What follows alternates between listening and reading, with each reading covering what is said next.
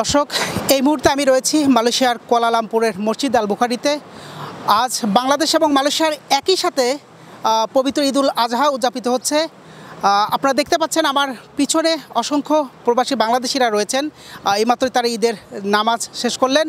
ঈদ মানে আনন্দ, ঈদ মানে খুশি। তবে প্রবাসীদের ঈদের আনন্দটা একটু ভিন্ন রকম।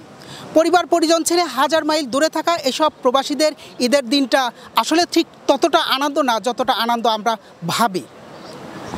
এই ঈদের দিনে অনেকেই রয়েছেন যারা পরিবার ছেড়ে রয়েছেন। ঠিক এই মুহূর্তে তারা হয়তো আধুনিকতার এই যুগে, ঠিক চিঠির যুগ ছেড়ে যখন আমরা আধুনিকতার যুগে এসেছি, তখন কিন্তু মোবাইলের মাধ্যমেই ভিডিও কলে হয়তো আমরা আমাদের সন্তানদেরকে দেখছে তারা, বা তাদের বাবা মাকে দেখছেন। কিন্তু তারপরেও আসলে নিজ সন্তানকে যখন কাছে টেনে যে আদর করার যে সুযোগ তারা হাতছাড়া করছেন, ঠিক পরিবারের সংসার নামক এক অদেখা ঘানি টানার জন্য যারা বিদেশে পাড়ি জমিয়েছেন, তাদের কষ্ট, তাদের অনুভূতি এবং কিভাবে তাদের ঈদের দিন কাটছে, আজকের দিনতে তাদের কি কি পরিকল্পনা রয়েছে।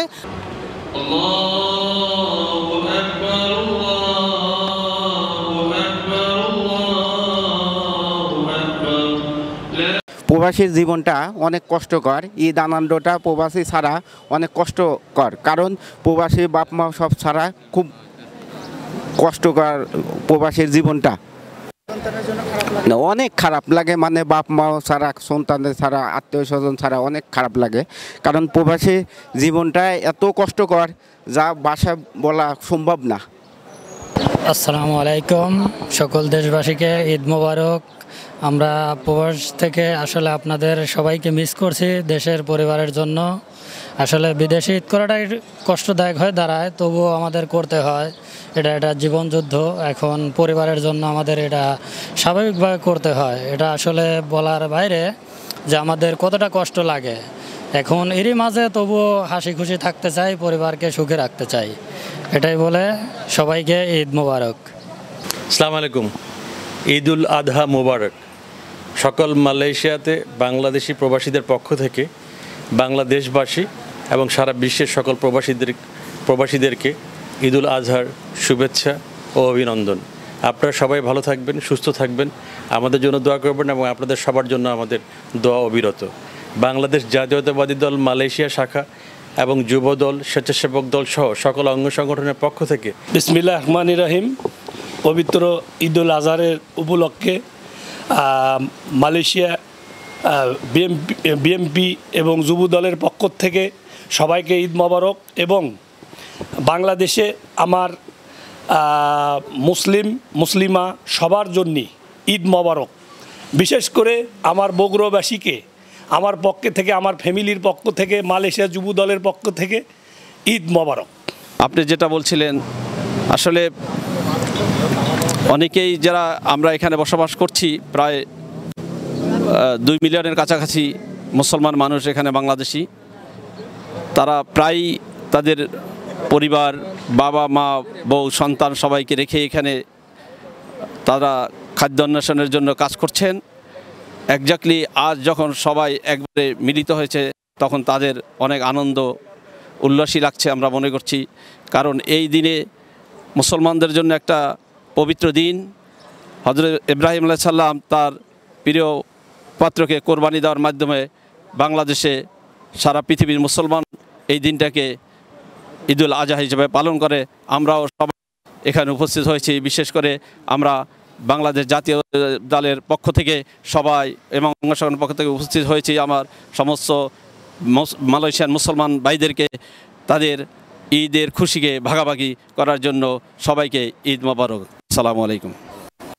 তিনি আসলে যেমনটা জানাচ্ছিলেন, ঈদের আনন্দ ভাগাভাগি করে নেওয়ার জন্যই তারা আজকে এখানে ঈদের জামাতে অংশ নিয়েছিলেন এবং দেশের যে সকল মানুষ রয়েছেন, দেশ বিদেশের সকল মুসলিম উম্মার জন্য তারা ঈদের শুভেচ্ছা জানিয়েছেন।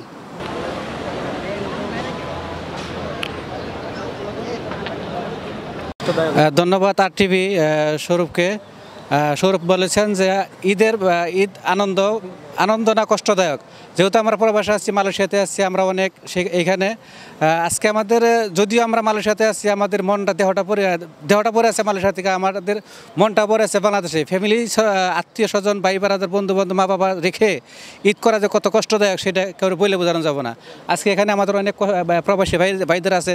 আমার মনে হয় না যে আমার মতো প্রত্যেকটা মানুষেরই মনের ভিতরে একটা কান্না, আবেগজড়িত কান্না রয়েছে। কারণ হলো আজকে অনেকের আমার আজকে দেশে বেড়ে থাকলে আমার বাবা নাই, মা নাই, কবরে শুয়ে আছে, অন্তত বাবার কবরের পাশে গিয়ে দু হাত তুলে একটু দোয়া করতে পারতাম, সেটাও আমরা পারি নাই। আজকে আমাদের ছেলে মেয়ে আছে, ভাই বারাদার আছে, সকলকে নিয়ে আমরা ঈদগাহ মাঠে গেতাম, আমাদের ঈদে আনন্দ পরিপূর্ণ তৃপ্তি পেতাম, কিন্তু ওই তৃপ্তি আমাদের মাঝে নেই। তারপরে নিজেকে আনন্দ দিই এই জন্যই যে আমরা প্রবাসে আছি। আমার একজনের কষ্টেতে আমার পুরো ফ্যামিলি, আমার দেশ উপকৃত হচ্ছে। আমরা মালয়েশিয়া থেকে আমরা রেমিটেন্স পাঠাচ্ছি। আমরা এখানে যারা আছি, দেশ বিদেশে আছি, আমাদের এখানে তিনি আসলে জানাচ্ছিলেন তার কষ্টের কথা, যে তিনি সংসারের হাল ধরতেই প্রবাসে পাড়ি জমিয়েছিলেন।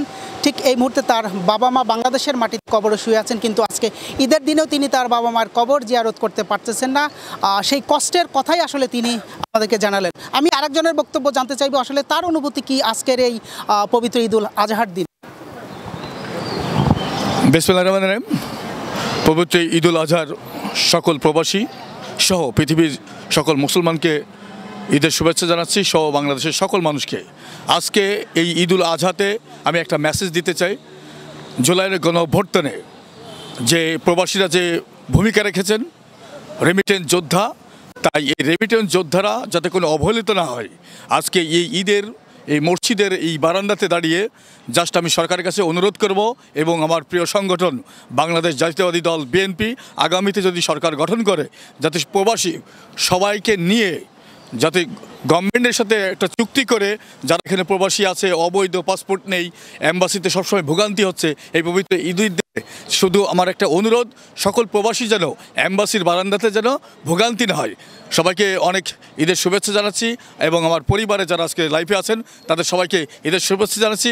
তিনি আসলে যেমনটা বলছিলেন যে যখন থেকে তিনি প্রবাসী হয়েছেন তখন থেকে আসলে তার জীবনটাই তিনি কোরবান করে দিয়েছেন পরিবারের জন্য।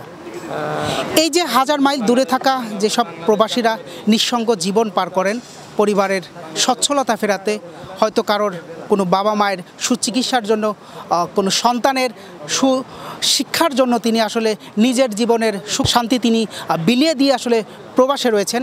এই সকল প্রবাসীদের দুঃখ দুর্দশা দূর হোক, এবং এই সকল প্রবাসীদের জীবনের প্রতিটা মুহূর্তে যেন আসলে আনন্দ ভরপুর হয়ে ওঠে, এবং আজকের এই ঈদের দিন উপলক্ষে যেন তাদের পিছনের সমস্ত কষ্ট, সমস্ত বেদনা যেন ভুলে যায়, এই প্রত্যাশায়। S A Sourav, RTV, Malaysia.